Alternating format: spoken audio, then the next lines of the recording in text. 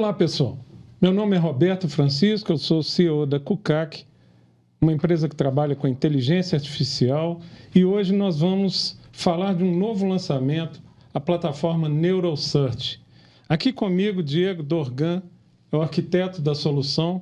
Vou pedir para o Diego se apresentar para que a gente possa começar a falar desse novo conceito que é bastante revolucionário e eu tenho certeza que vai ser de grande interesse para todos vocês. Diego? Olá, pessoal. Eu sou o Diego Dorgan, eu trabalho com engenharia de dados, tenho especialização em ciência de dados e Big Data pelo MIT e fui professor da UNB na área de engenharia de software, dei aula de Deep Learning, de inteligência artificial, durante 3 anos. Obrigado, Diego, por estar aqui com a gente. Nós preparamos uma apresentação para que você possa compreender o conceito do produto, os benefícios do produto, e a gente vai passar agora a detalhar cada um desses conceitos. Vamos começar falando um pouquinho sobre o que é, qual é o propósito da plataforma NeuroSearch. Basicamente, nós estamos enfrentando um dos maiores desafios desde o lançamento das plataformas generativas. A grande maioria das empresas quer usar essas plataformas, mas a exposição dos seus dados a elas é uma decisão arriscada. NeuroSearch vem exatamente para poder resolver esse problema, proteger seus dados, permitir que você use inteligências generativas como o GPT ou outras da mesma natureza, mas que permita que você aponte isso para os seus dados. E fazer isso de uma forma simples, de uma forma não só simples, mas também aberta. Toda a nossa arquitetura é baseada em open source. Eu queria que você falasse um pouquinho sobre o propósito da solução, Diego, sobre o que faz o NeuroSearch, que tipo de problema ele endereça. Legal, Roberto. O NeuroSearch ele vem, eu acho que, de uma necessidade muito própria da gente conseguir organizar os nossos dados dentro de um repositório mais estruturado e, ao mesmo tempo, conseguir aplicar, né, o poder de busca, o poder de interpretação dessas novas plataformas, dessas inteligências artificiais generativas dentro da interpretação daquilo que nos interessa. Eu acho que a grande sacada ali do NeuroSearch é a combinação que a gente faz entre a busca semântica, que já é uma tecnologia, uma ciência bastante avançada, onde a gente consegue indexar documentos e entender, compreender a relevância de cada palavra ou cada frase no contexto de documento, a partir da sua relação com as outras frases e palavras, e nesse processo de busca a gente consegue retornar coisas mais relevantes que não necessariamente são equivalentes às palavras-chave que nós usamos. É muito comum, quando a gente pensa em busca, a gente endereçar imediatamente a busca por palavras-chave. Então, se eu quero encontrar alguma coisa, eu vou tentar buscar uma palavra-chave mais parecida com aquilo que eu estou querendo buscar.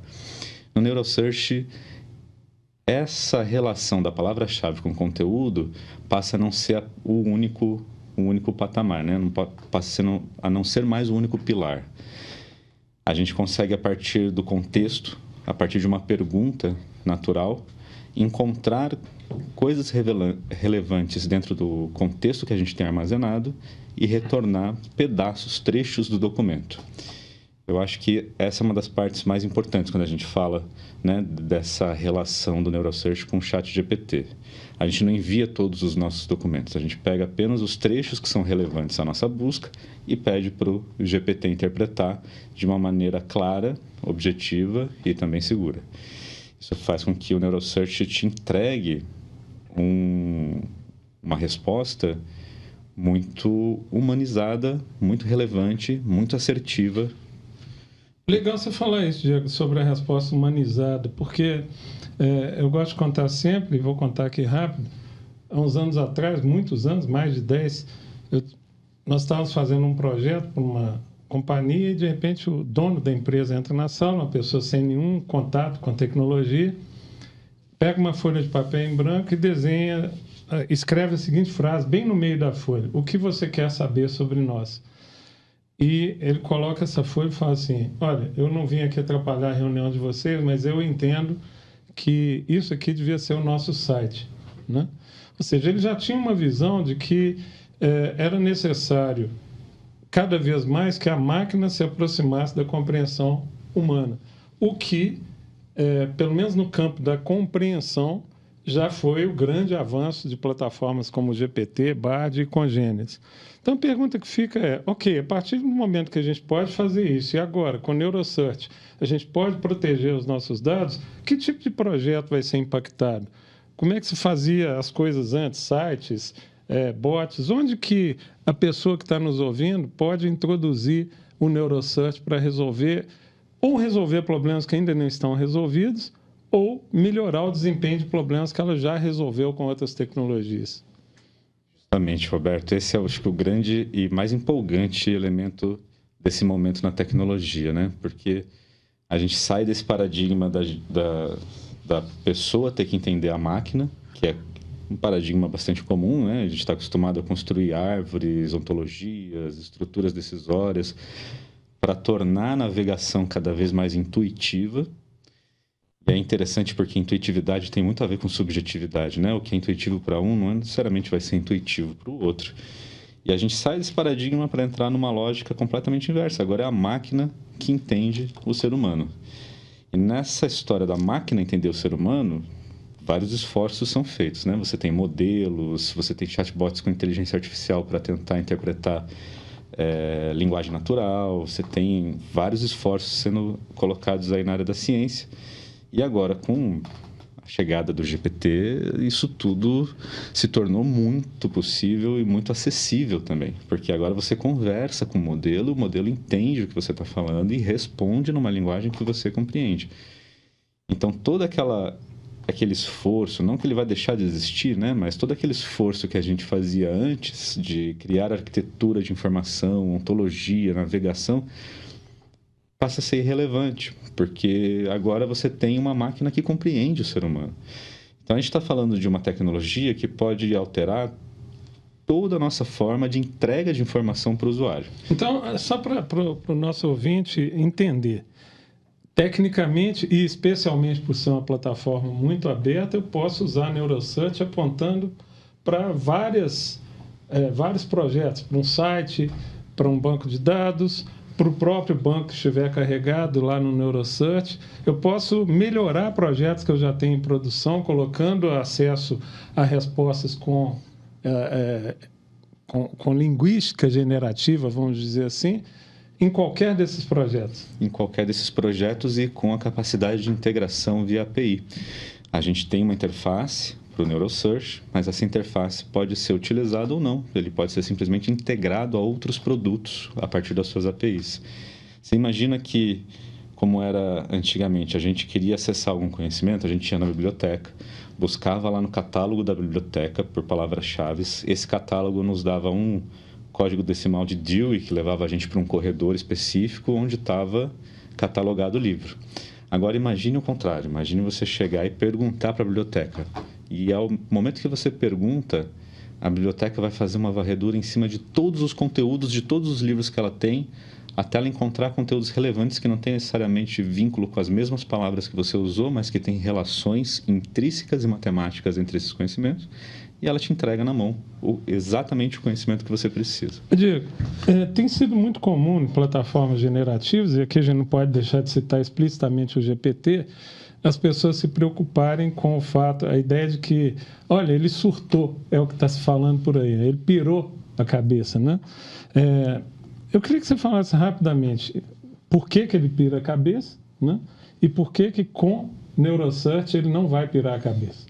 Tá? E aí, até falar sobre os termos específicos que são usados, vou deixar para você falar, na tecnologia generativa com respeito a essa questão do surto.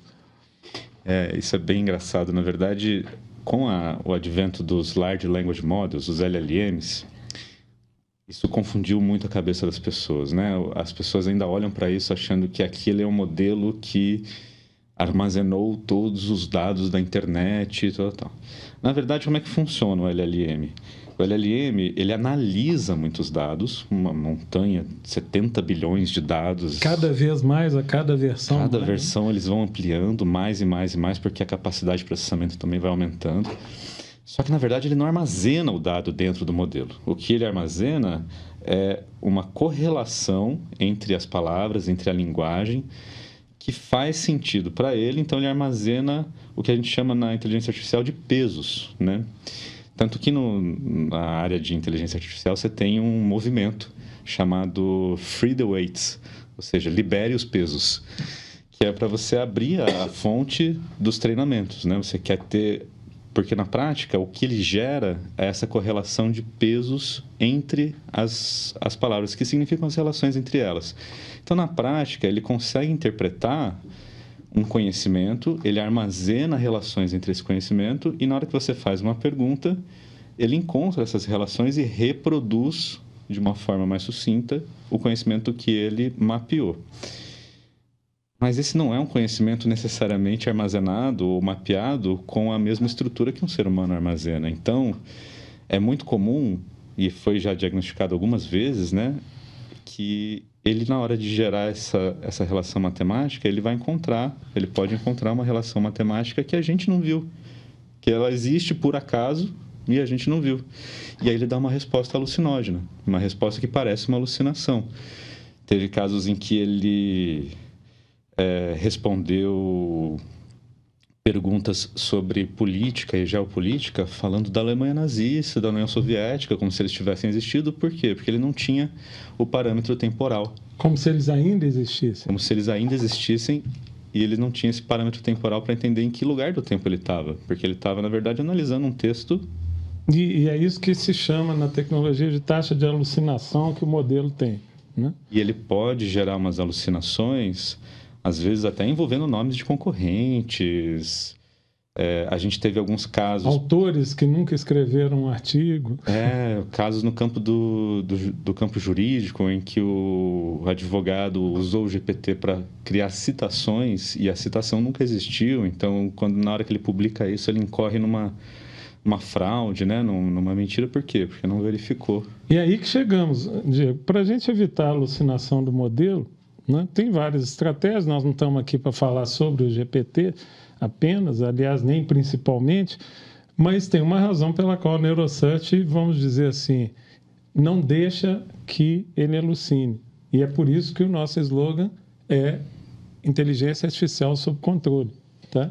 E por que isso acontece? Vamos explicar para o pessoal por que isso acontece. Roberto, muito simples. A gente parte de uma estratégia diferente. Ao invés de a gente pedir para o modelo gerar a resposta e buscar o conhecimento nos seus pesos, nos pesos armazenados, a gente entrega para ele o conhecimento sobre o qual ele deve fazer a análise. Então, no momento que eu faço isso, eu digo para ele assim, não me importa quais relações você encontrou no passado, eu quero que você analise essas relações que estão aqui na minha mão, que eu estou te entregando agora. E, muito importante isso, na instrução que a gente faz para o modelo, a gente deixa claro, se não tiver a resposta ali dentro, não é para inventar, não é para ir buscar fora, não é para interpretar a resposta que está lá dentro. E esse jeito de instruir o modelo é que permite que a gente mantenha ele sob controle, porque aí ele não sai buscando relações para responder a resposta. Ou a resposta está na mão ou não está. E ele lida tranquilamente com isso. Até o presente momento, a gente não teve nenhum caso, a gente já fez algumas centenas, talvez até milhares de testes, a gente não teve um caso de alucinação em que ele não encontrava a resposta e tentava gerar a partir de uma coisa. E só para o nosso ouvinte entender, ele não encontrando a resposta, qual vai ser o comportamento dele? A gente pode parametrizar. Oficialmente, assim, por padrão, ele dá uma resposta dizendo: esta resposta não está nos seus documentos, não está nos seus documentos de busca. Ou seja, não encontrei a resposta que você precisa dentro dos documentos que você me entregou. Então, de repente, melhore a sua pergunta. E claro que essa resposta pode ser parametrizada, pode ser alterada, pode ser dado para ele a opção, inclusive, de dar diversas respostas, 3 tipos de respostas diferentes. E ele vai retornar, toda vez que ele não encontrar, ele vai retornar uma dessas respostas para a gente. Diego, o que significa que nós estejamos com uma plataforma. O que significa, do ponto de vista de potência de implementação de soluções, o fato de nós afirmarmos que nossa solução é baseada em open source. O que isso abre de perspectiva para implementações? Qual é o campo de alcance que o NeuroSearch tem com esse recurso? Eu acho que o open source agrega 3 grandes valores para a gente na solução, né? O primeiro grande valor que ele agrega é que primeiro a gente sabe com qual tecnologia a gente está trabalhando. Então, o código está aberto, não tem o risco de ter um malware ou algum tipo de código malicioso dentro do software que a gente está utilizando, porque ele é open source, a gente pode recompilar e etc. Segundo, que ele vem por trás com uma comunidade científica muito poderosa. Então, nós não estamos falando só do Diego implementando, do Roberto implementando, nós estamos falando de uma grande comunidade de cientistas renomados no mundo que estão estudando e desenvolvendo bibliotecas, estudos, artigos, que não só são utilizados no NeuroSearch, como em outras ferramentas ao redor do mundo. E o terceiro, que eu acho que talvez seja o principal deles, é que nos dá uma capacidade de escala sem incorrer em custos proibitivos. Ou seja, eu consigo entregar toda essa potência por um preço muito acessível. Queria explorar mais um ponto com você. Em vários dos projetos que a gente fez, e isso eu não estou falando de muito tempo, 3, 4 anos, o treinamento tradicional de um bot para fazer respostas sobre determinados conteúdos poderia levar aí facilmente 6 meses. Aliás, tipicamente, pelo menos 3 meses, projetos maiores de 6 meses para cima, até 1 ano. O que você me diz sobre o out of the box do produto, né? Sobre acabei de desempacotar, acabei de contratar, o que eu faço com a NeuroSearch assim que eu acabo de contratar, dependendo do projeto que eu vou implementar?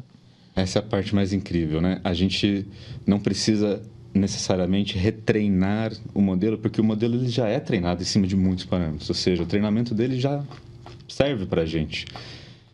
O NeuroSearch basicamente consegue dar para a gente uma instalação em tempo real, praticamente automática. Eu contrato o sistema, 1-2 dias de configuração para logomarca, slogan, etc. Carregamento dos dados, mas na hora que eu carrego o dado, ele já está pronto para consulta e o modelo já está pronto para interpretar. Então, a gente está falando de processos de instalação que podem levar de 1 a 2 dias no máximo, carregando muitos e muitos documentos, de forma que ele indexe esses documentos e, na hora de indexar, transforma esses documentos em relações de pesos, né? Relações de embeddings, como a gente chama, são vetores que identificam as correlações entre as palavras. E no momento que ele armazena isso, o nosso banco de dados já nos permite buscar. Então, é imediato. A gente vai colocar na tela agora um slide que resume para vocês tudo que a gente falou até agora nesse bate-papo. Em primeiro lugar, Diego, a possibilidade de que a gente use IA de última geração, especialmente e mais imediatamente o GPT. Mas é bom, depois você comenta sobre isso, que a gente tem aí mais uma miríade de soluções que pode ser trazida para o jogo. E o fato de sermos abertos permite isso. O cliente quer usar uma solução A ou B na inteligência generativa, eu não conheço alguma outra plataforma que vai aceitar essa configuração de acordo com o desejo do cliente. Em segundo lugar, segurança. Os seus dados continuam seguros, protegidos pelos seus padrões de segurança e você simplesmente expõe a última milha da resposta para que a inteligência generativa processe essa resposta linguisticamente.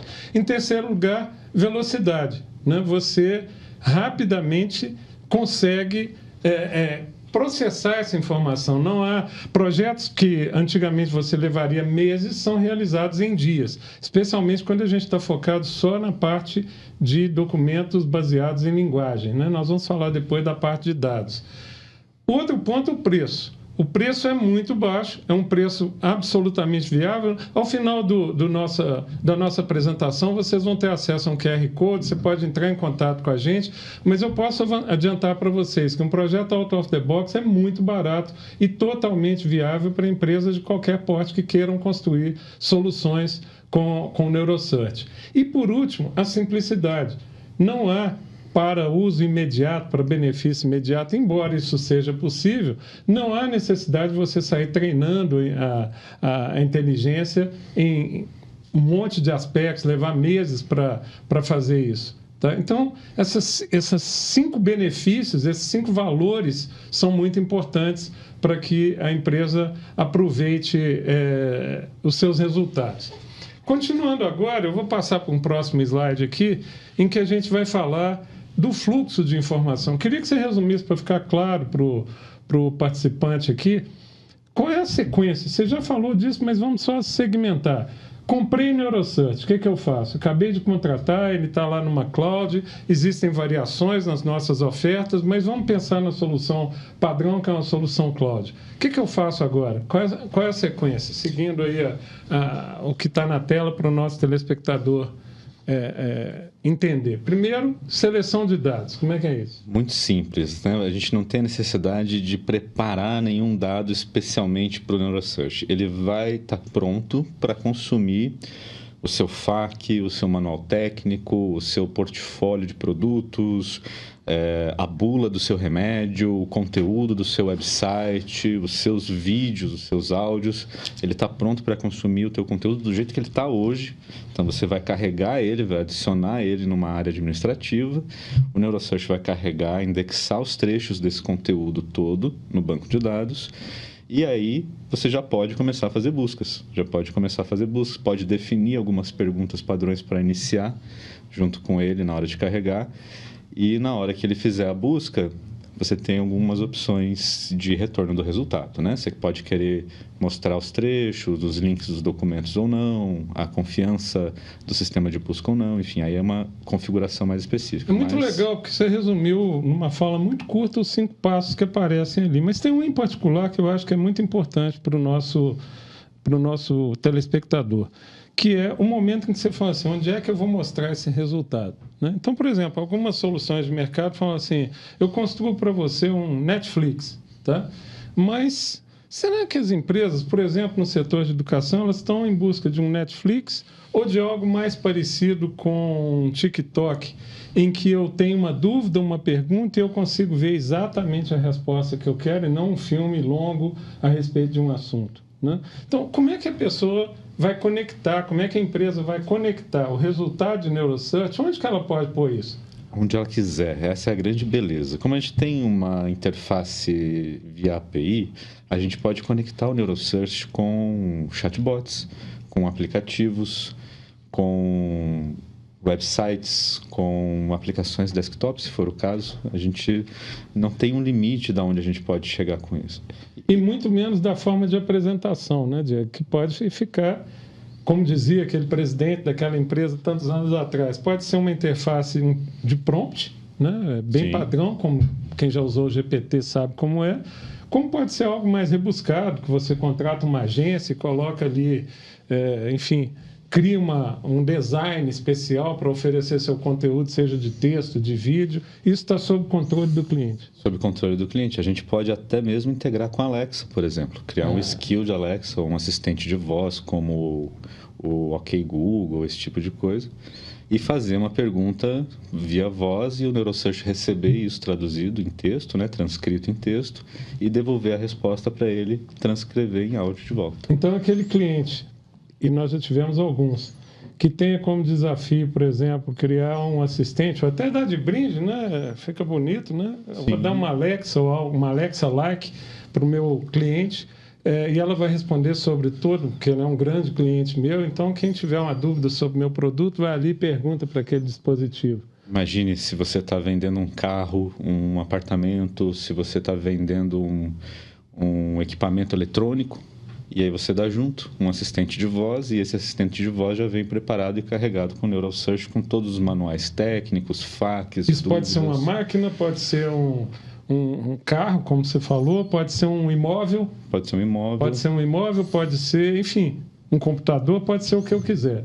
Correto? Imagine você recebe o computador em casa, junto vem um assistente de voz e na hora que você pergunta para ele, ele te dá todos os passo a passo para você ligar, iniciar, configurar. Então, se a gente falar de segmento, Eu acho que é mais fácil perguntar em qual segmento a gente não poderia usar o NeuroSearch do que perguntar em qual a gente poderia, né? Alguns, obviamente, têm destaque mais imediato, né? Bancos, na área educacional tem um uso gigantesco, na área de consultoria, um monte de projetos, especialmente porque em alguns casos, estou tratando com dados que são muito sensíveis, eu preciso estabelecer filtros entre o meu dado e o que pode ser dito. Enfim, não há limites para a aplicação disso. Não há limites. E a gente está cada vez mais, Roberto, explorando uma fronteira que não acabam nunca. Assim. A gente já vem explorando a possibilidade de mudar modelos, de colocar outros tipos de modelos para além dos modelos da OpenAI. Estamos estudando a possibilidade de usar modelos de automação de tarefas para que ele, com base nos dados do documento, consiga gerar tarefas. Tem um horizonte, um roadmap muito empolgante para essa solução. Esse é um ponto importante para quem estiver nos ouvindo, gente. Esse é o benefício de você estar trabalhando numa plataforma aberta, né? Qualquer demanda pode se tornar uma possibilidade, porque tem um monte de gente trabalhando nessas soluções. Você não está preso a usar NeuroSearch como uma única solução. Eventualmente, você pode ter até uma solução que é da sua corporação e que você quer trazer e usar em NeuroSearch, né? E ele não vai recusar isso, né? Exato. Se você quer lançar um produto, por exemplo, agora a gente tem uma POC em andamento, uma prova de conceito, onde a gente está construindo um chatbot, um assistente virtual, para o nível técnico, só que ele dá suporte para o nível técnico 2 e 3, ou seja, ele está falando não com o nível técnico 0 e 1 de classificação, ele está falando com um especialista. Encontrei um problema no serviço, verifiquei no manual que eu tenho instrução para resolver esse problema e a inteligência está instruindo o técnico de nível 3 sobre o que fazer com aquele problema para resolver. É outro patamar, é outro lugar onde a gente está chegando com essa tecnologia hoje. Muito legal. Vamos de novo, então, para fazer mais um resumo aqui no slide. Nós falamos agora das funcionalidades, né? E dissemos que, basicamente, NeuroSearch cobre todas as possibilidades em todos os setores, né? Que vão do esporte, na área jornalística, enfim, com poder muito grande. Agora, eu queria que você falasse um pouquinho sobre a qualidade das respostas. Como é que essas respostas se apresentam, né? Nós vamos mostrar a ferramenta já, mas como é que elas se apresentam? Ele vai dar respostas curtas, longas? Com que tom ele dá essa resposta? Como é que o nosso cliente vai ter controle sobre isso? Hoje, as respostas elas são geradas a partir de um prompt, dentro de um prompt. O que significa isso? Que a gente traz a pergunta do usuário para dentro de um prompt de segurança que a gente envelopa ele e leva para o modelo poder executar. Com o avanço dessa solução, a gente tem a possibilidade de padronizar ou de até flexibilizar vários tipos de elementos do próprio prompt. Ou seja, eu posso mudar o tom de voz, eu posso mudar a linguagem, eu posso mudar o tamanho da resposta, né? O tipo de resposta. Eu quero ela sumarizada, quero ela explicadinha, detalhadinha, quero ela num formato XYZ. Eu posso dar todos esses parâmetros para o prompt. Se eu quiser expor as fontes que ele encontrou dos dados... Se eu quiser resguardar essas fontes... Eu posso mostrar, se eu não quiser, por segurança, exatamente porque eu não quero expor meus dados... Exatamente. Eu também não mostro. E aí, nessa lógica dos dados, é importante a gente sempre dar, né, aquela recordada de que a gente não está levando os arquivos diretamente para lá. A gente está levando sempre só os trechos que são relevantes para ele interpretar aqui. Então, a gente tem uma distância importante entre o que o modelo vai absorver e aquilo que a gente tem resguardado de informação. Mas também, se mesmo o trecho for sensível, né? A gente pode ter casos como processos em segredo de justiça, a gente pode ter casos como informações militares, não sei. Ou mesmo na área de educação, onde você lida com jovens, adolescentes, que você tem informações sensíveis. Outra área onde há informações sensíveis é pesquisa curricular. Como a CUCAC tem soluções nessa área de RH e educação, a gente já está conectando NeuroSearch para, por exemplo, analisar currículos. Sim, sim. De forma muito imediata. Você sabe, Roberto, que um dos primeiros testes que eu fiz foi com os meus dados pessoais. Quando a gente... Quando a coisa ficou pronta, você começou Quando ficou pronta, eu joguei todos os meus dados pessoais dentro e comecei a perguntar sobre mim mesmo.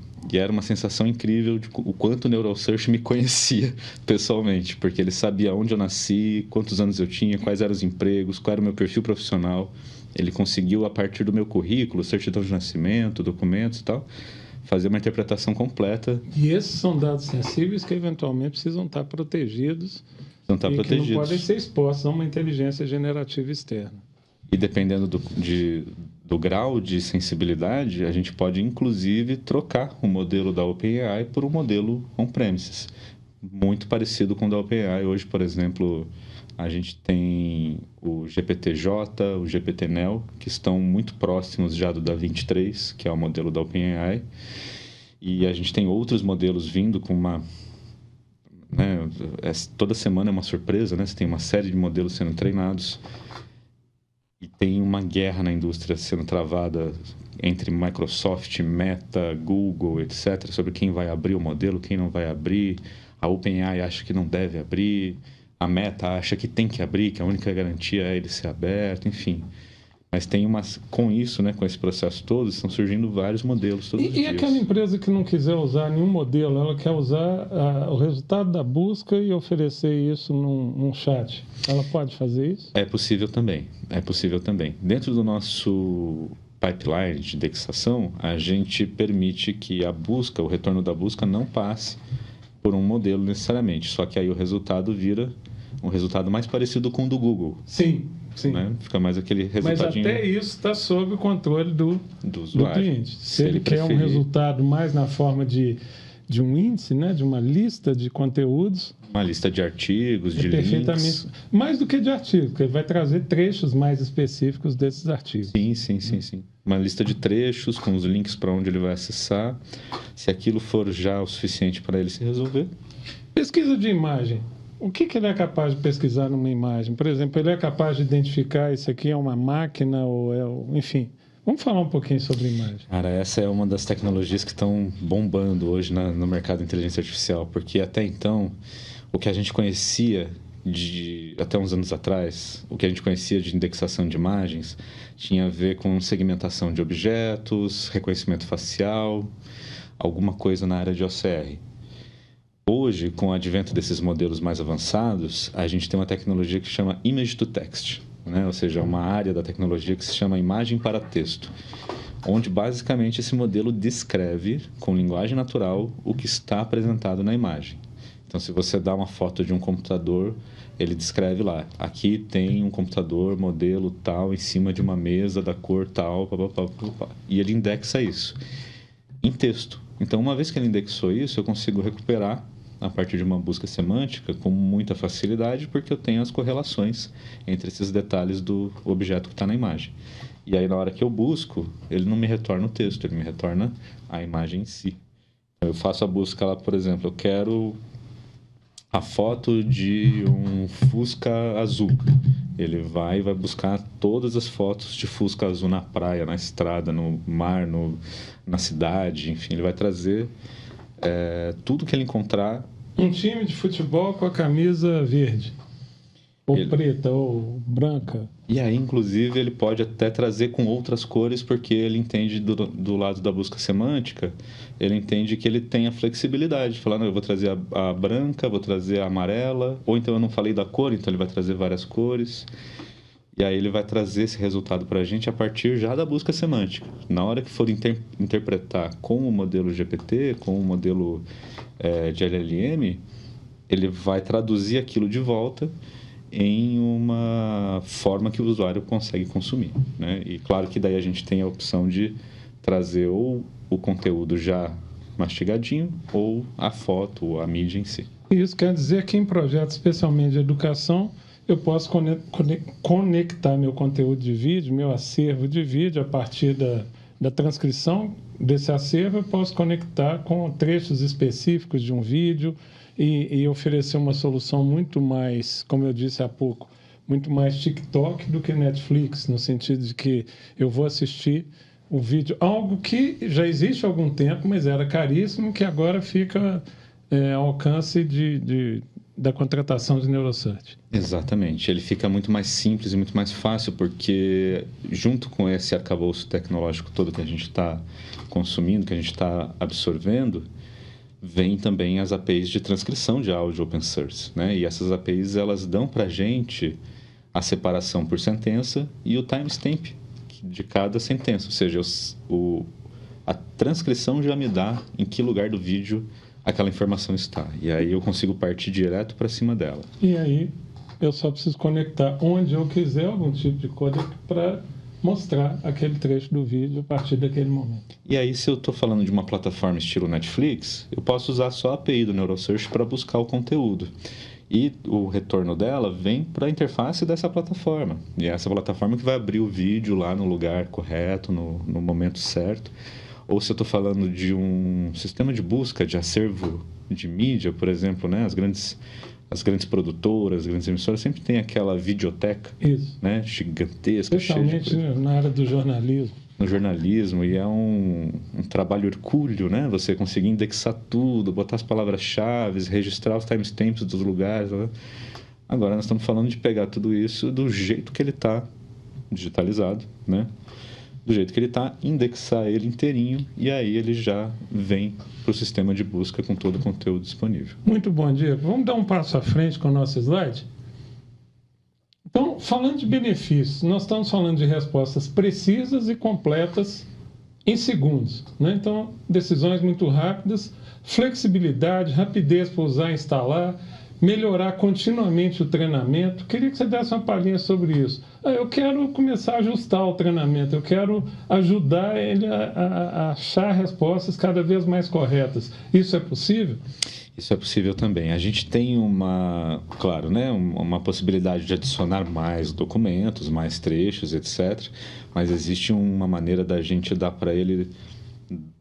Duas maneiras, na verdade. Existem as anotações e existem os feedbacks.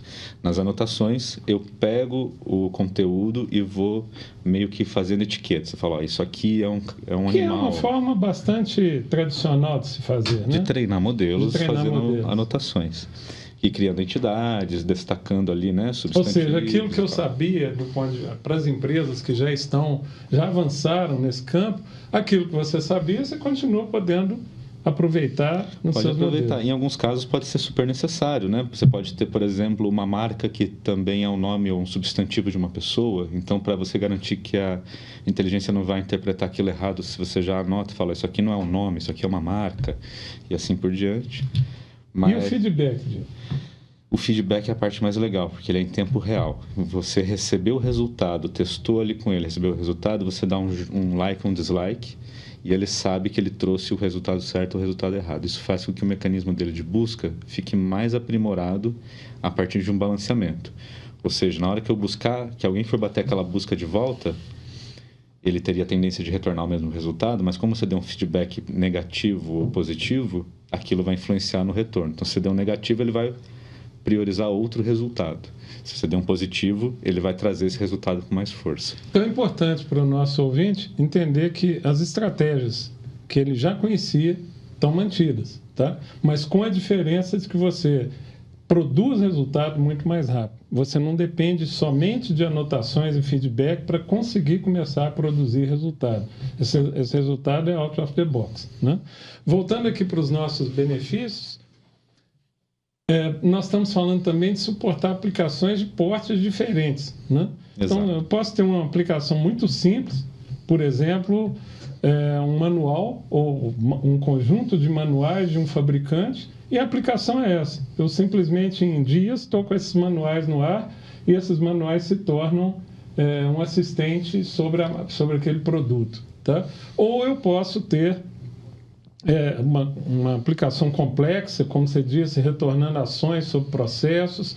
Então, nós vamos cobrir todo esse range e essa é uma outra possibilidade de uma plataforma tão flexível, né? E o fato, principalmente, de que existe hoje uma demanda, né? Todo mundo que usa o GPT começa a perguntar a respeito de outros serviços, né?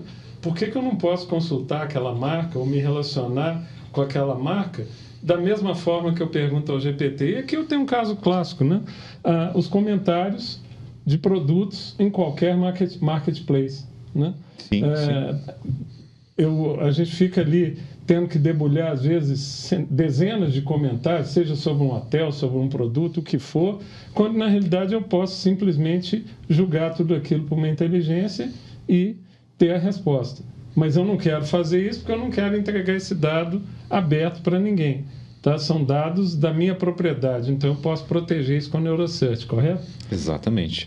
A gente pode jogar esses dados dentro de documentos, dentro de estruturas até de HTML para o NeuroSearch e ele indexar isso e devolver mastigadinho já via GPT. Você tocou num ponto importante, Diego, que alguns podem perguntar. Eu posso apontar isso para o meu site? Tipo, criar um meta-site. Olha, agora eu tenho 2 sites. Eu tenho um que é o tradicional, todo mundo está acostumado a usar, mas eu tenho um outro aqui, que é o tal prompt daquele empresário, tantos anos atrás, que eu falo assim, o que você quer saber sobre a minha empresa? Como é que funciona isso? Hoje o NeuroSearch vem junto com um módulo de web crawling.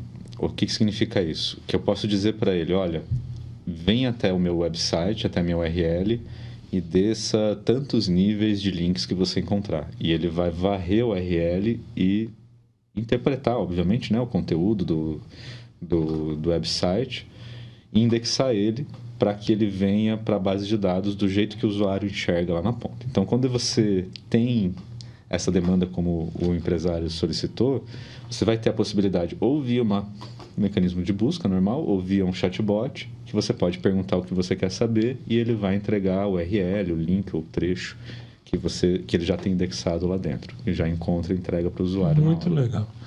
Diego, uma outra área que certamente é de grande demanda na educação, na saúde, na área jurídica é a área de GED. As empresas que fizeram grandes projetos de GED, mas que querem ter uma interface de consulta a esses documentos mais simplificada. O que dá para fazer com o NeuroSearch nessa área? Na gestão eletrônica de documentos tem muita possibilidade. A gente, obviamente, não entra na seara de fazer o OCR, a digitalização do físico para o PDF, nem nada disso, né? Existe uma série de... Esse é o trabalho do GED, né? É o trabalho do GED. A gente não quer pisar no calo do GED. A gente não está falando de entrar para substituir o GED. Muito pelo contrário. A gente quer aumentar o poder de busca do GED. E o GED, via de regra, é um mecanismo de busca por palavras-chave, por keywords. Esses mecanismos de busca por palavras-chave são bastante limitados, no sentido em que os mais poderosos deles, no máximo, chegam a uma busca fonética.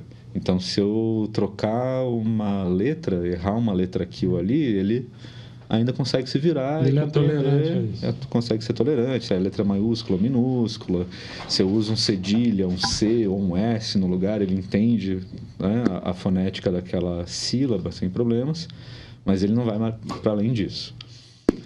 Quando a gente fala de colocar o poder do NeuroSearch dentro do GED, nós estamos falando de encontrar documentos, processos, conhecimentos relacionados por contextos, não apenas por palavras-chave. Então, eu posso retornar não só o processo que eu estou buscando, por exemplo, como outros processos correlatos, com objetos parecidos, com participantes parecidos. E eu consigo enriquecer o resultado da minha busca com muito poder fazendo isso. Então, imagine que eu sou um advogado e eu tenho uma gestão eletrônica de documentos dos meus processos internos, né? Eu tenho acesso à API do tribunal onde eu instruo meus processos. E agora eu quero trazer os meus processos, o conteúdo deles e os documentos que eu tenho, as peças que eu elaborei, para dentro do NeuroSearch. De uma forma que, na hora que eu for buscar, que eu quiser buscar sobre um cliente, ou sobre um caso, ou sobre uma jurisprudência, ele me traga tudo que tiver relacionado com aquilo em qualquer parte do processo, em qualquer parte do documento. E ele traz aquilo já mastigadinho para eu poder utilizar numa nova peça. Sem, claro, né? Tomando sempre cuidado com as citações. Gente, não... Vamos evoluir mais um pouquinho. Eu vou passar agora para um outro ponto aqui. Tá? Nós vamos começar... Na verdade, já cobrimos muitos desses itens, né? Eu quero deixar claro para você. Essa possibilidade de usar o NeuroSearch com a mesma solução em vários problemas da organização elimina uma espécie de hiperespecialização. Eu tenho uma solução aqui que resolve meu problema de vídeo. Eu vou ter que ter outra que está no sistema jurídico, eu vou ter que ter outra que está no meu sistema de suprimentos, outra que está, se for um hospital, que está dando assistência ao médico. Eu vou usar a mesma solução e vou conectar com todos os recursos que eu quiser em cada uma dessas demandas. E isso é uma característica de NeuroSearch, poder estar aberto para isso, né? Já falamos um pouquinho sobre busca semântica, né?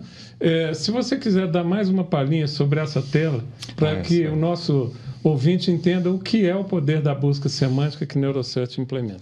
Essa tela é uma tela muito legal, porque ela explica de uma maneira bastante simples, né? Olha só, o que é a busca semântica? Imagine que se eu estivesse falando de uma busca por keywords, por palavras-chave, cada uma dessas palavras que estão na tela, elas nunca se relacionariam. Elas nunca teriam alguma relação dentro de uma query, de uma busca específica. Por quê? Porque a gente está falando de palavras bem diferentes.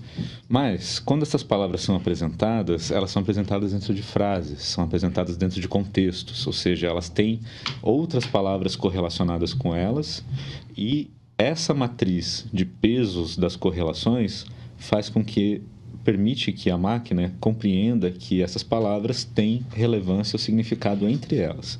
Então, por exemplo, quando eu falo ali de uma salada, de uma sopa ou de um peixe, eu sei que eu posso estar falando de comidas dentro de um determinado contexto. Mas nesse caso, sopa e salada seriam sempre comidas, mas o peixe pode também ser um animal a depender do contexto. Ou seja, se eu estou procurando dentro de um contexto ou de uma busca por animais, ele vai me relacionar ao peixe mais próximo do lobo e do urso.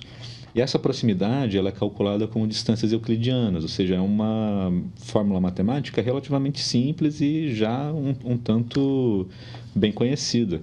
As distâncias euclidianas elas calculam a distância entre os vetores das palavras de acordo com essa matriz de correlações de uma palavra com várias outras palavras. Então, é um cálculo um pouquinho complexo, mas que me diz assim, se eu estiver falando de café, eu sei que eu estou relacionado com a limonada. Mas eu tenho uma relação mais distante com a limonada do que a que eu tenho com o chá.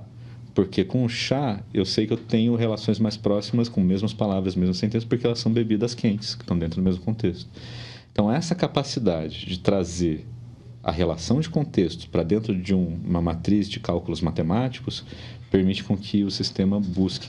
E aí, o que é legal disso, Roberto, é que isso está implementado no core do banco de dados. Ou seja, isso não é nem na camada da aplicação, isso é lá embaixo, no core do banco de dados, ele já interpreta isso e guarda, armazena as palavras já no formato de cálculo. Tem um exemplo que eu gosto muito, que é a Bíblia, né? A Bíblia tem duas grandes partes, né? Novo e Velho Testamento, e Jesus aparece somente no Novo Testamento.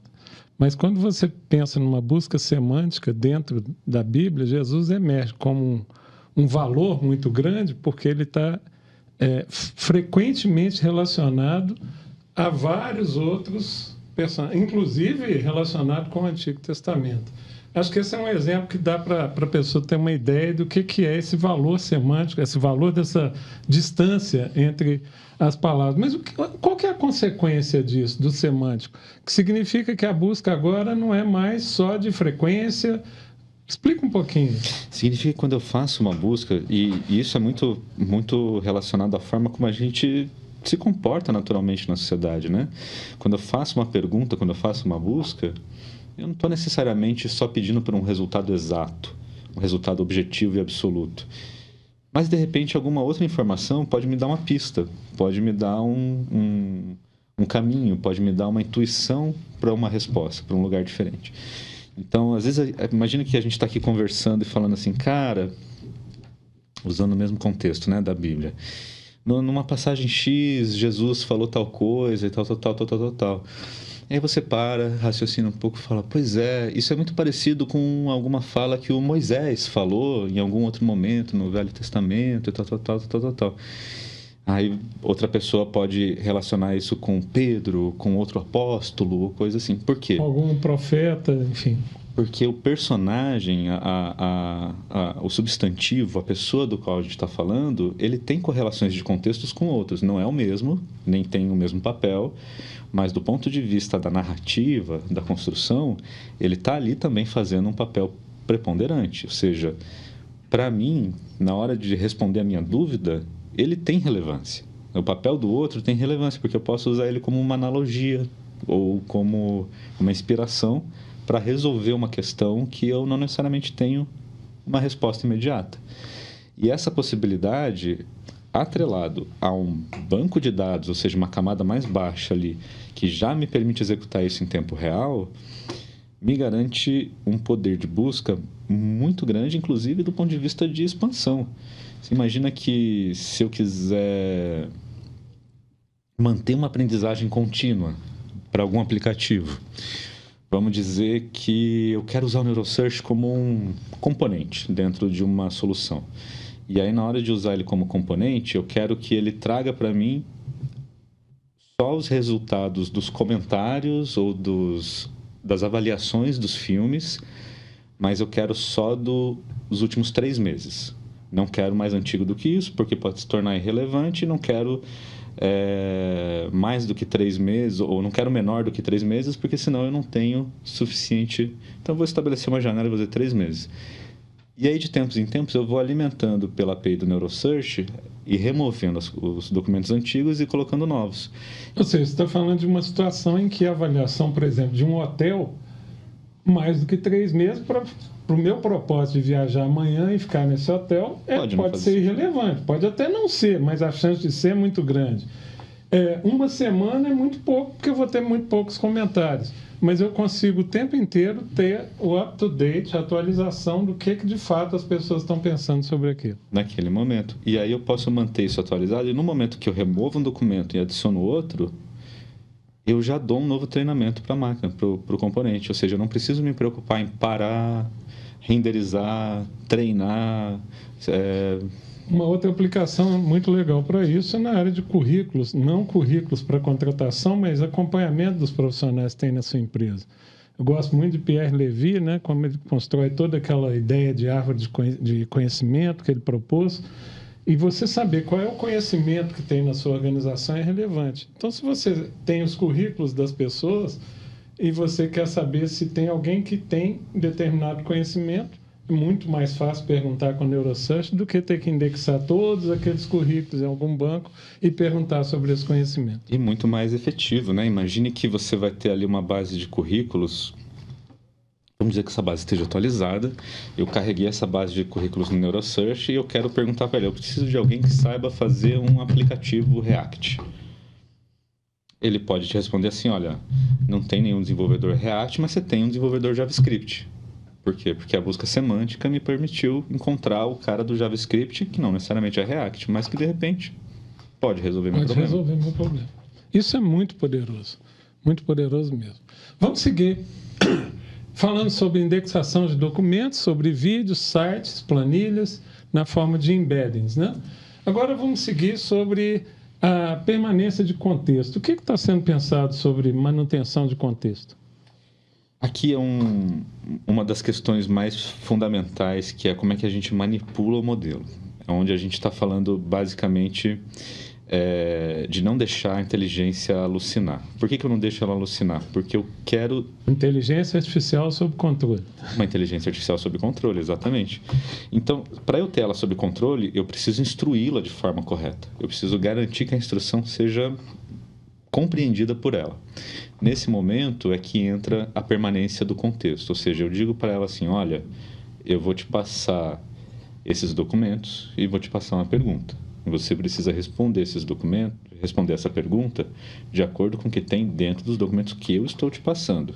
Se a resposta não estiver dentro dos documentos que eu estou te passando, você vai responder assim, não tenho a resposta dentro dos documentos que você me entregou. e não faça mais nenhuma afirmação. E aí vem uma série de ajustes que a gente vai fazendo para a instrução do modelo em si. Não só a forma como você fala, mas também o formato como a gente entrega esse prompt importa. Porque dependendo da forma como você entrega e na linguagem que você entrega, o modelo LLM por trás pode interpretar errado ou achar que ele deve sair criando coisas. Sim. Né? E quando ele sai criando coisas, nem sempre é ruim. Nem sempre é ruim, ao contrário, né? É a grande capacidade de impressionar, que ele às vezes cria umas coisas muito legais, muito corretas. Tem sido propagada essa ideia de que ele sempre surta, mas Não é em boa parte das vezes ele mais surpreende que surta. Mais surpreende do que surta. Eu tive até, fazer um parênteses assim, eu sou um grande fã de Star Trek. Eu tive uma longa conversa com o ChatGPT sobre Star Trek. Inclusive testando as barreiras para ver se ele surtava, se ele alucinava, porque a gente está falando de um campo legal, né? Um campo de ficção científica, mas que a série sempre traz com elementos da ciência real. Então, eu tinha ali uma expectativa de conseguir confundi-lo. E eu fiquei horas conversando tranquilamente com ele sobre motor de dobra espacial, sobre cristais de lítio, de lítio, sobre tecnologia de combustão matéria-antimatéria, que são elementos da ficção científica da série. E ele, a todo momento, com todo o cuidado do mundo, sempre dizendo, olha, isso aí é só ficção. O que existe de verdade é a bateria de lítio, que não chega nem perto da capacidade que eles falam do cristal de lítio. O que a gente tem, na verdade, na ciência são estudos teóricos sobre a possibilidade de dobra do espaço para propulsão, e isso não está aprovado, porque... E aí ele consegue...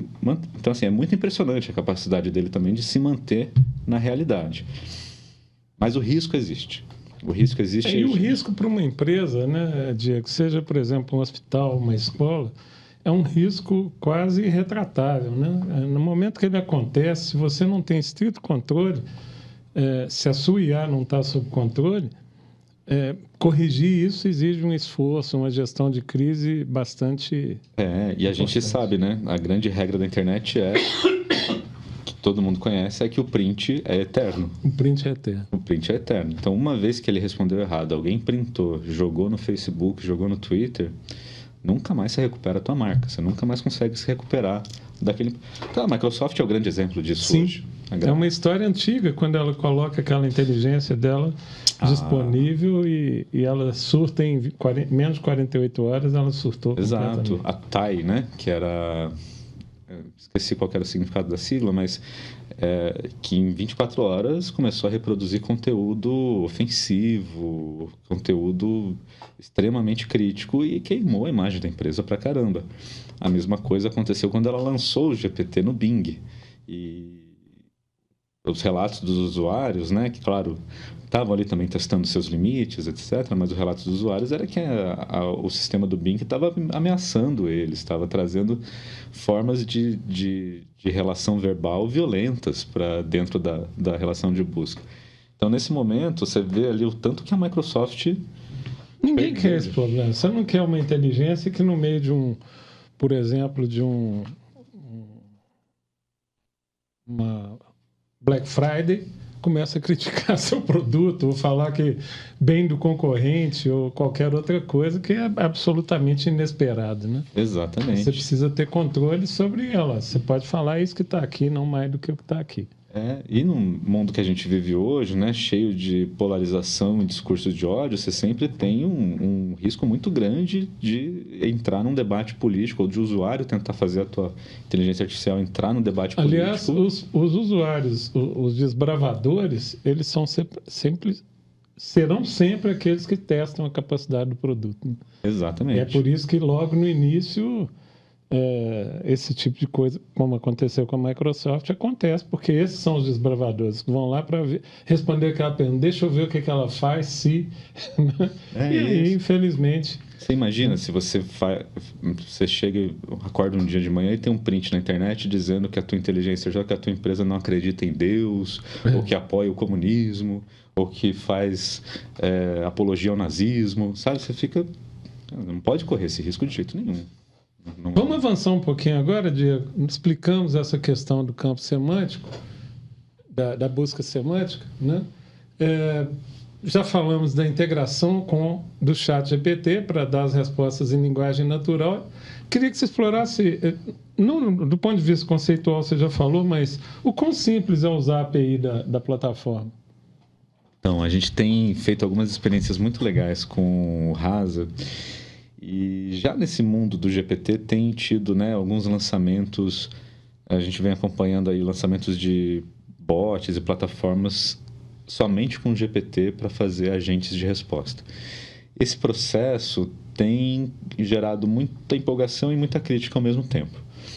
Porque quando eu estou falando de um agente, de um chatbot exclusivamente no GPT, a gente está falando justamente de correr esse risco. Sim, exatamente. Não só de correr, de mergulhar de cabeça. Não só um agente, qualquer produto, qualquer produto que esteja baseado exclusivamente no GPT, você tem que ter um trabalho de engenharia de prompt, eventualmente de fine tuning, para poder conter o modelo, e é um esforço bem mais significativo. Muito mais significativo, porque você daí não pode mexer no modelo e você tem que, no prompt, esperar qualquer coisa que o usuário possa falar, o que, né, a gente sabe, né, a gente até brinca aqui, né, que o brasileiro não é para amador, né? Então, se a gente fala ali, quando surge o chat GPT na internet, os brasileiros já estão ali dobrando o chat GPT no meio.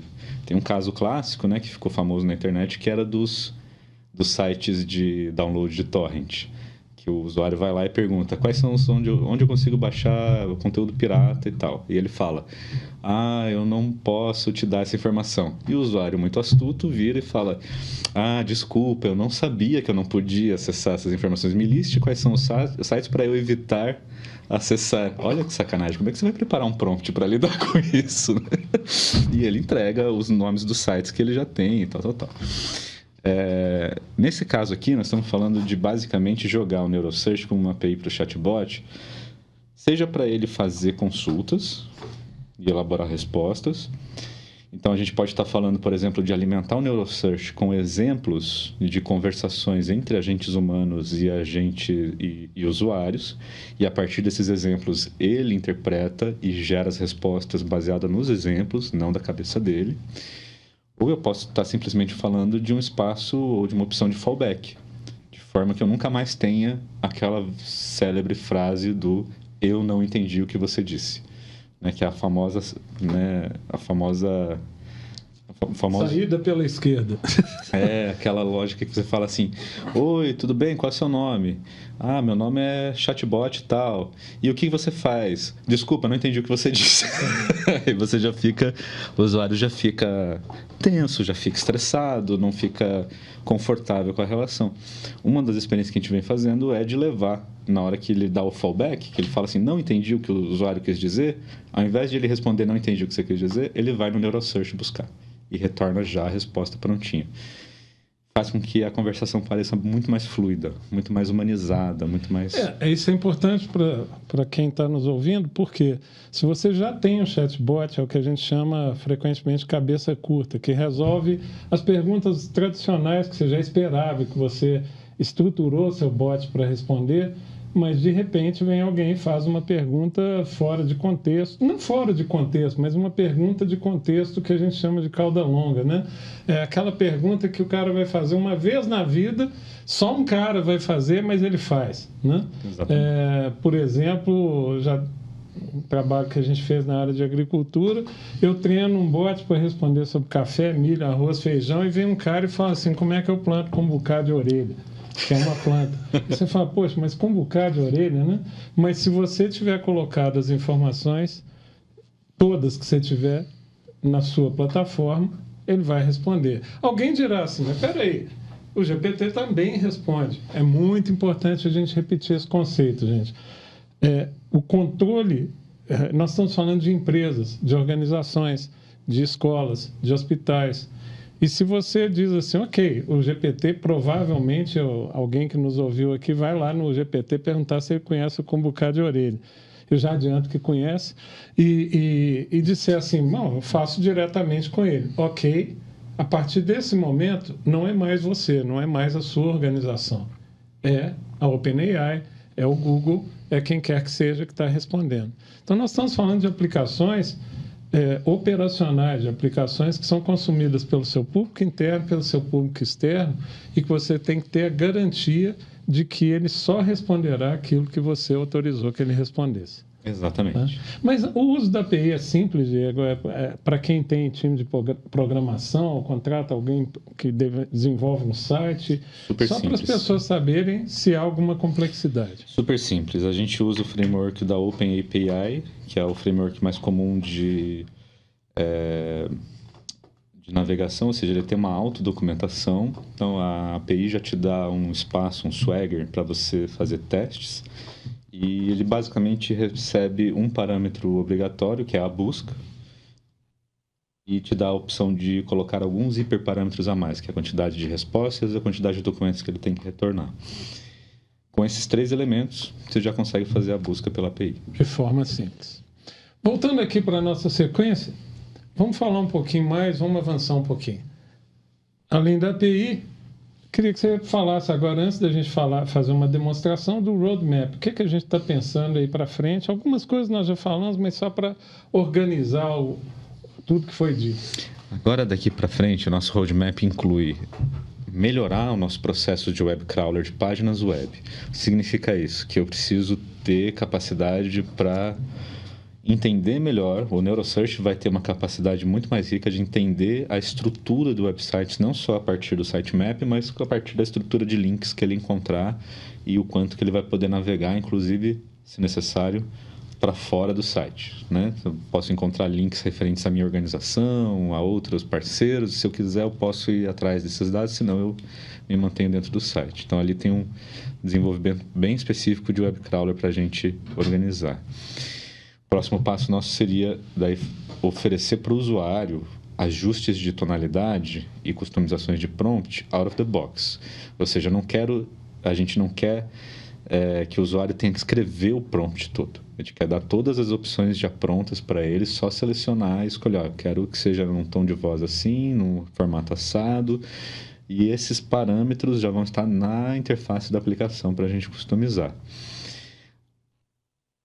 Esse da sumarização e interpretação dos dados para insight é um dos mais empolgantes, porque aqui nós estamos falando não apenas de entregar o dado, mas de mastigar e gerar insights sobre os dados. E a gente já tem uma série de estudos sobre plataformas e tecnologias que fazem exploração de dados automaticamente com o GPT. A gente quer incluir isso dentro do Neurosearch para que na hora que você jogar sua planilha, conectar seu banco de dados, jogar seu dataset, ele não só consiga retornar o que ele encontrou dentro do dataset, mas ele consiga interpretar o dataset e te dar insights sobre ele.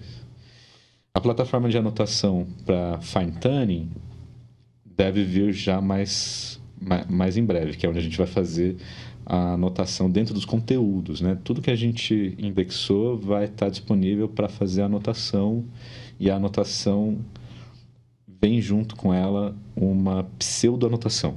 Ou seja, ele já vai gerar uma anotação para você só corrigir depois. Essa é a lógica do fine tuning desses modelos para o Neurosearch. A ideia é que, na verdade, você possa abrir seus documentos e anotar livremente. Você ganha tempo, né? Se ele anota e você simplesmente corrige a Exatamente. anotação. E por Quem último, já trabalhou com isso sabe o esforço que é a anotação. Além de ser maçante, né? Maçante. Em geral, envolve um profissional que é muito qualificado, que ele tem que entender do assunto que está sendo tratado, mas é um trabalho maçante, né? E muito braçal. Então, se a gente já consegue gerar uma pseudo-anotação, a gente já economiza um belo de um tempo. Okay. E o último é o mais desafiador, que aí é essa proposta da gente conseguir trazer modelos GPT on-premises. Ou seja, se eu não posso nem sequer levar o meu trecho... Ou GPT ou não GPT, é GPT-like, né? LLMs, né? A gente tem o Llama, tem o Flan, tem infinidade de modelos que a gente pode levar para uma instalação on-premises, que obviamente não é uma instalação simples, é uma instalação pesada, custa caro porque ela consome muito recurso, né? Consome muita memória, muito processamento e tal. mas a ideia é que a gente tenha isso disponível para projetos especiais, pelo menos. Diego, no slide que a gente está tratando aqui, no terceiro item, você falou da sumarização para insights. E você citou dados, né? Acho que é o momento da gente falar sobre dados estruturados, né? Nós estabelecemos em 3 níveis o que o GPT, o que o NeuroSearch é capaz de fazer com os dados.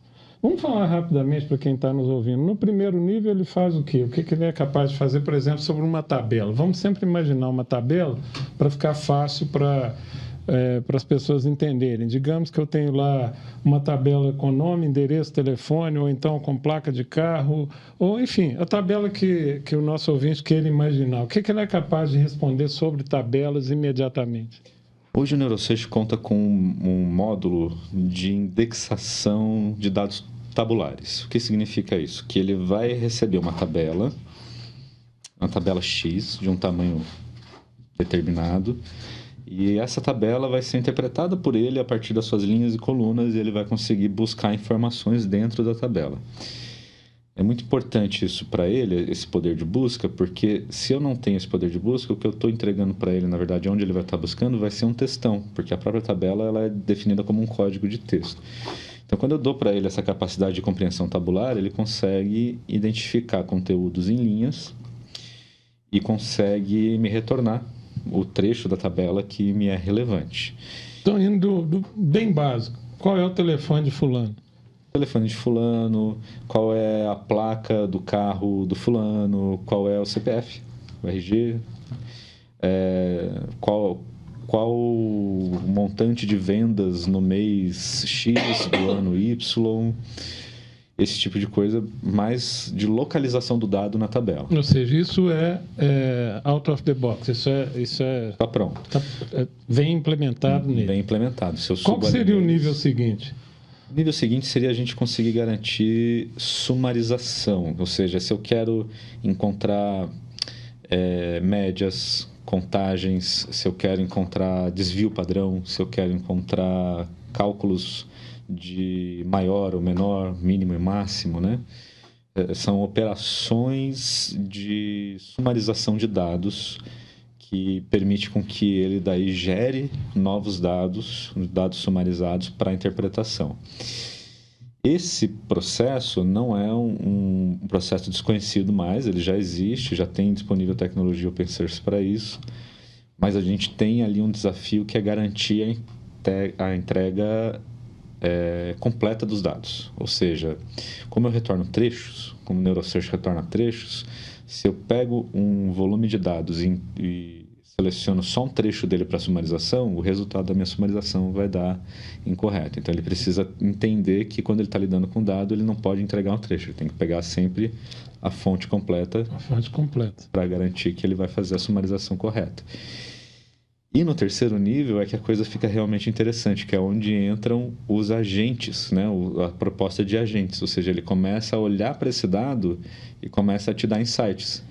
Ele só a partir das relações, da forma como a gente entregou os dados, ele começa a entregar gráfico de barras, gráfico de pizza, gráfico de distribuição, scatterplot, gráfico de calor, de distribuição de velas e tal. Ele começa a olhar para esse dado e falar, ó, com essa informação que você está me dando, você consegue visualizar ela melhor assim, assim e assado. E aí ele processa e te dá o resultado que seria resultado de um analista de dados, basicamente, né? De um cientista de dados ou de um analista de dados, já processado e fácil de compreender. E a forma de implementação, isso para esclarecer para quem está nos ouvindo, você tem um projeto mais complexo, você quer analisar, você tem um conjunto de queries, de perguntas, de análise que você quer fazer, a gente vai discutir com você para definir, inclusive porque muitas dessas empresas já possuem plataformas de BI, e nós não queremos que você tenha que trocar a sua plataforma. Na realidade, a ideia, e você já disse isso no início, é a gente melhorar a potência dessas plataformas, ou de um GED, ou, no caso agora, de uma plataforma de BI, oferecendo sobre ela possibilidades de interação com base linguística, né? Ok? Justamente. Vamos agora, voltando aqui à apresentação, acho que é um ponto importante depois do roadmap, é a gente mostrar um pouquinho dos dados, né? Bom, Diego, então agora que a gente esclareceu o conceito de valor, benefícios, a estrutura, o funcionamento, acho que é a hora da gente ir para a demonstração. Vou te passar o controle, lembrando que nós vamos usar como base de informação informações sobre o mercado de alimentação fora do lar, né? No Brasil é um mercado gigantesco, vai desde um boteco na esquina até grandes restaurantes, até grandes estruturas de alimentação fora do lar, e diz respeito tanto à qualidade do que é produzido nas unidades de alimentação fora do lar, receitas, enfim, até procedimentos jurídicos. Então, a gente vai mostrar um pouquinho dessa capacidade do NeuroSearch com essas informações. Diego, a bola é sua, a gente mostra a sua tela para que as pessoas possam acompanhar. Obrigado, Roberto. Vamos fazer a demonstração aqui. Eu vou abrir o NeuroSearch aqui no nosso navegador. Eu estou usando aqui um navegador Google Chrome padrão. Essa tela é uma tela bastante conhecida, né? Ficou bem famosa com o mecanismo de busca do Google. A gente aqui não está reinventando nenhuma roda, a gente está falando de uma telinha de busca bastante simples. Essa instância do NeuroSearch está disponível em demo.neurosearch.com.br e aqui a gente vai poder buscar informações sobre bares, restaurantes, recursos para administração de estabelecimentos, etc. Então, aqui eu vou fazer uma busca bastante simples. Vou pedir para ele me listar. Enquanto você faz a busca, só reforçar que periodicamente a gente vai trocar esse conteúdo do demo, né? Então, pode ser que você entre e tenha um outro tipo de conteúdo e a gente vai até reforçar qual conteúdo está naquele momento sendo usado para demonstração, ok? Eu vou perguntar para ele aqui, me lista 5 pratos típicos da culinária mineira. O NeuroSearch vai executar a busca semântica dentro do banco de dados, selecionar os documentos relevantes e retornar para o chat GPT que me dá esta resposta aqui. Arroz carreteiro, pão de queijo, feijão tropeiro, frango com quiabo e bife a cavalo. 5 pratos bastante conhecidos, né? Eu, como não sou de Minas Gerais, eu sei que esses 2 aqui não tem erro. Aqui, se ele não responder pão de queijo e feijão tropeiro, né, Roberto? Já jogamos fora todo o nosso investimento. Então, aqui embaixo ele vai me trazer alguns documentos relevantes à busca dele. E olha que interessante, ele trouxe aqui cozinha indiana, ele trouxe culinária moderna, composição de pratos, substituições. Trouxe uma série de documentos aqui que tem a ver com culinária vegana e etc. E aí, nesses documentos, ele encontrou os dados que ele trouxe aqui e me trouxe a resposta já sumarizada. É muito importante reforçar que, se o cliente não quiser mostrar esses documentos adicionais, ele não precisa. Perfeito. Se ele quiser que a resposta seja menos sumária num determinado tom, ele também configura isso. Vamos tentar agora uma busca um pouquinho mais complexa, né? Vamos buscar aqui dentro da nossa base quais são as regras para ter um estabelecimento comercial funcionando para 500 pessoas por dia. 500 pessoas. Mais especificamente, vamos pensar em algo mais objetivo. Eu quero abrir um restaurante de comida aquilo. Quantas mesas eu devo ter para atender um fluxo de 500 pessoas por dia? Quantas mesas eu devo ter no salão? Algo nessa linha. Apenas para as pessoas verem que ele vai responder sobre qualquer assunto que esteja na base.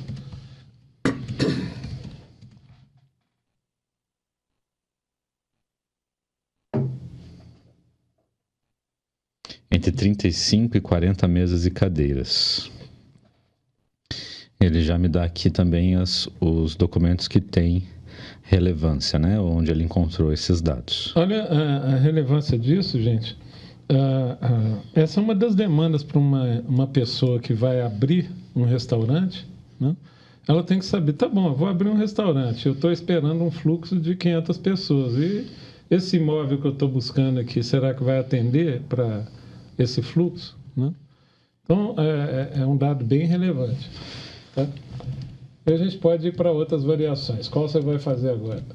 Quais são as opções de comida vegana no cardápio brasileiro?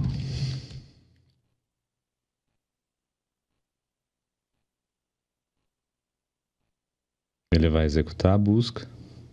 O que é muito importante, Diego, enquanto você vai falar da resposta, é que reitero algo que nós já repetimos ao longo de toda a apresentação.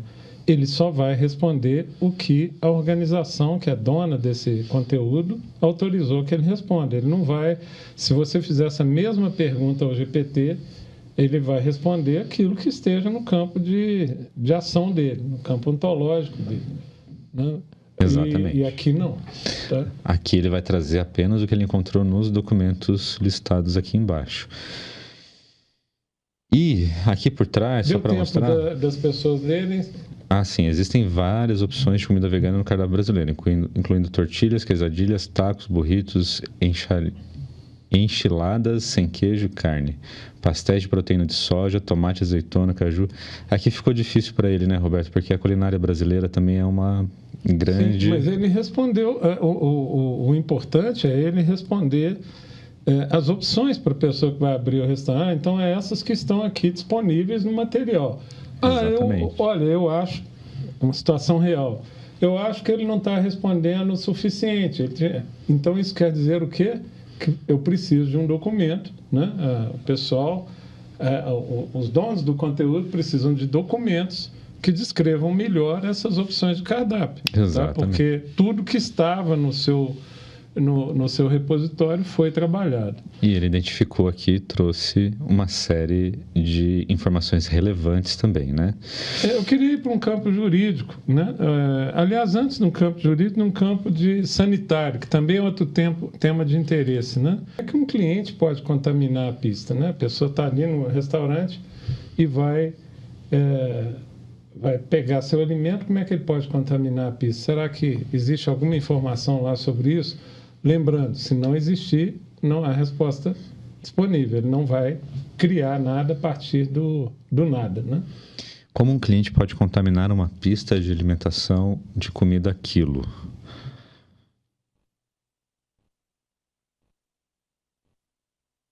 Um cliente pode contaminar uma pista de alimentação de comida quilo através da proximidade ou da ação do consumidor, ou seja, através do contato físico entre o cliente e os alimentos. O equipamento de exposição do alimento preparado na área de consumação deve dispor de barreiras de proteção que previnam a contaminação do mesmo.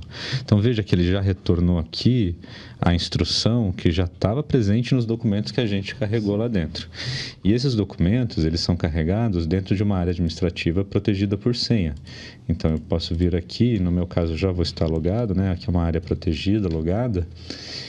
Eu posso vir aqui e aqui dentro eu tenho a possibilidade de subir novos arquivos, de subir URLs, né, de subir URLs do meu site, URLs de arquivos e tal. Aqui. Até para explorar essa dinâmica. Quer dizer que, digamos que alguém do meu time ou um cliente mesmo fez uma pesquisa para a qual ele não encontrou a resposta. E pode, óbvio que acontecerá, porque esse é o propósito. Eu não quero que ele responda sobre aquilo que eu não o instruir. Mas naquele caso específico eu percebi que foi um esquecimento. Eu posso preparar um documento ou selecionar um conjunto de documentos e no minuto seguinte subir ele por aqui. Ele passará a responder sobre isso. Disso que você está falando. No momento que eu carregar o documento aqui, ele vai responder sobre esse documento. Não tem delay de treinamento nem nada. Aqui, por exemplo, eu tenho uma listagem dos arquivos enviados. Por aqui eu posso incluir ou adicionar, remover ou incluir documentos dentro da plataforma. Então aqui eu tenho todos os documentos que a gente conseguiu carregar. Você veja que são todos eles em PDF. Isso é muito legal, né, Diego? Porque mostra que a solução out of the box, ela está pronta para ser operada por alguém que não precisa de um conhecimento transcendental de programação, o que quer que seja, né? Basicamente, está pronto, eu tenho acesso, eu subo meus documentos e começo a fazer o tempo de preparação da indexação e pronto. eu começo a fazer perguntas sobre ele. Então, você tem um estrito controle, e o mesmo vale para retirar um documento, que eventualmente um consultor seu publicou um documento que está com uma informação errada. Ou desatualizada, Ou né? desatualizada. Mesmo vale para você retirá-lo e essa resposta deixa de existir. Exatamente. E aqui eu posso fazer a gestão ainda das preferências, o número de respostas, o número de documentos que ele vai levar para o ChatGPT. Aqui nós vamos ainda evoluir bastante, né? Com o formato de prompt, com os insights de dados, com os modelos de GPT disponível. Essa versão que vocês estão vendo é a versão de lançamento com os recursos para você operar amanhã, para você começar a construir um projeto amanhã. Nesse momento, nós estamos conduzindo POCs de diferentes níveis, com ação em processo, já estamos discutindo vídeo, mas essa solução é a solução que você, que tem seus documentos, tem seus manuais, que tem, enfim, documentos que precisam dar respostas para os seus clientes, tá? Com rapidez, tá?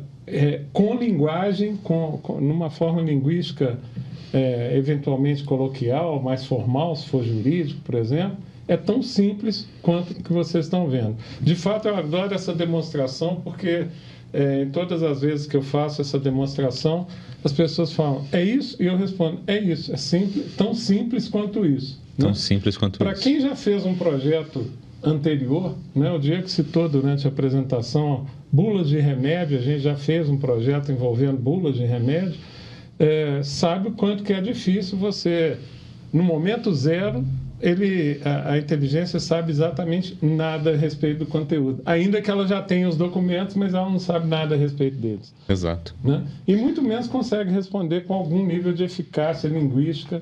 Né? E com o Neurosearch, no momento seguinte, ele vai começar a responder. No momento seguinte, nós estamos falando de 1 dia, 2 dias.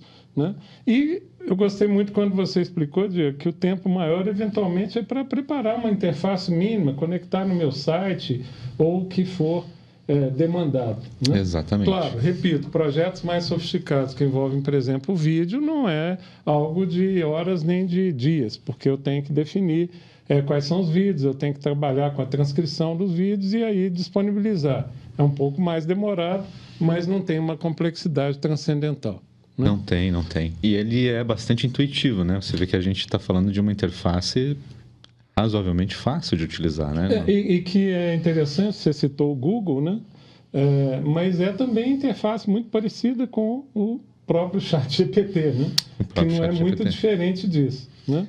Exatamente. Inclusive, uma dos roadmaps que a gente vem avaliando é a possibilidade de manter o histórico da busca, ou seja, muito em breve o Neurosearch vai ser capaz de conversar com o usuário, assim como o ChatGPT já conversa. A gente já tem feito alguns estudos sobre isso, temos tido alguns resultados bem interessantes, assim, bem interessantes mesmo. Muito legal.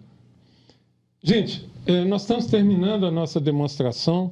Eu quero agradecer você que esteve com a gente durante todo esse tempo. Espero que a gente tenha dado o maior volume possível de respostas. Eu quero repetir o ponto mais importante. Nós estamos falando de segurança, nós estamos falando de usar a última palavra em IA, nós estamos falando de velocidade, nós estamos falando de um preço muito baixo. No QR Code que vocês vão ter acesso aí, os dados sobre preço vão estar disponíveis, você pode fazer uma consulta, mas vai surpreender todo mundo o quão é barato esse projeto para uma partida imediata, né? E, principalmente, nós estamos falando também de simplicidade, não é algo que vai tornar a sua vida, que vai mobilizar a sua equipe para fazer um sem número de processos dentro da organização, algo efetivamente out of the box. Né? Nós agradecemos você ter nos acompanhado, desejando uma demonstração com seus dados, eventualmente uma demonstração mais longa, que não era o propósito aqui. Por favor, nos procure, por favor, use o QR Code. Diego, agradeço a sua colaboração nessa demonstração e espero encontrar vocês rapidamente para a gente falar mais de Neurosearch, a inteligência artificial sob controle.